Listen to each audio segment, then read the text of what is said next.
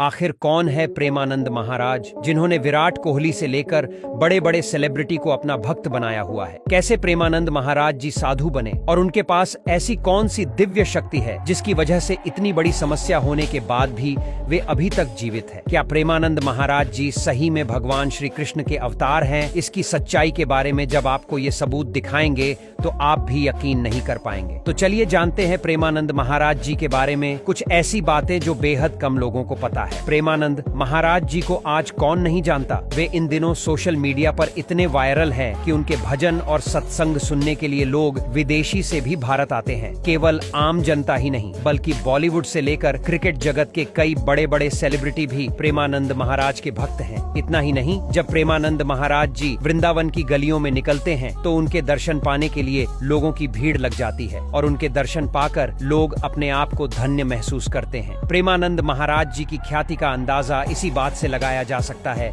कि हर क्षेत्र के बड़े बड़े लोग उनके दरबार में हाजिरी लगाने आते जाते रहते हैं। लेकिन अक्सर सोशल मीडिया पर यह सवाल भी उठता रहता है कि आखिर प्रेमानंद महाराज हैं कौन? दरअसल प्रेमानंद महाराज जी का असली नाम अनिरुद्ध कुमार पांडे हैं, जो उत्तर प्रदेश के कानपुर के रहने वाले हैं। प्रेमानंद महाराज जी ने अपनी पढ़ाई अपने गांव से ही पूरी की है। उनके परिवार में शुरू से ही पूजा पाठ और धर्म के प्रति काफी आस्था थी। उनके पिता और दादाजी भी सन्यासी हुआ करते थे। प्रेमानंद महाराज जी बताते हैं कि उनकी माताजी भी सन्यासी हुआ करती थी। इतना ही नहीं, उनका पूरा परिवार साधु संतों की सेवा किया करता था और धर्म के प्रति लोगों को जागरूक करना उन्हें शुरू से ही काफी अच्छा लगता था। इसीलिए 5वीं क्लास पूरी होते ही उन्होंने सन्यासी बनने का मन बना लिया। लेकिन 8वीं क्लास तक उनकी पढ़ाई चलती रही और 9वीं क्लास में आते आते उन्होंने पूरी तरह से सन्यासी जीवन अपना लिया। लेकिन उनका ये फैसला उनके परिवार वालों को सही नहीं लगा और उनके घर वालों ने उन्हें ऐसा न करने की सलाह दी। लेकिन प्रेमानंद महाराज जी अपना मन बना चुके थे, इसीलिए उन्होंने आधी रात को अपना घर छोड़ दिया और बनारस चले गए, जहाँ उनका नाम आर्यन ब्रह्मचारी रखा गया। अपने ब्रह्मचारी जीवन की शुरुआत में प्रेमानंद जी महाराज भिक्षा मांगकर एक समय का भोजन किया करते थे। ऐसे में कभी उन्हें भोजन मिलता था और कभी कभी कई दिनों तक उन्हें भूखा रहना पड़ता था और वे गंगा जल पीकर ही अपनी भूख प्यास को शांत किया करते थे। लेकिन जब उन्हें एक संत ने भगवान कृष्ण और राधा रानी के रासलीला कार्यक्रम के लिए न्योता दिया और प्रेमानंद महाराज जी ने ये कार्यक्रम देखा तो वे मंत्र मुग्ध हो गए और उन्होंने वृंदावन जाने का फैसला किया। वृंदावन आकर प्रेमानंद महाराज जी घंटों घंटों तक राधा रानी के मंदिर में बैठकर उन्हें निहारत रहते थे और घंटों घंटों राधा रानी की भक्ति में लीन रहा करते थे। इसके बाद प्रेमानंद महाराज जी ने राधा वल्लभ संप्रदाय में जाकर शरणागत मंत्र ले लिया और अपने गुरु की 10 साल तक सेवा की और राधा रानी की भक्ति में ध्यान लगाते रहे। प्रेमानंद महाराज जी सत्संग भी किया करते थे, जिसमें वे लोगों को अच्छाई के मार्ग पर चलने के लिए काफी अच्छी बातें बताया करते थे। और इसी वजह से जब उनके वीडियो सोशल मीडिया पर वायरल होने लगे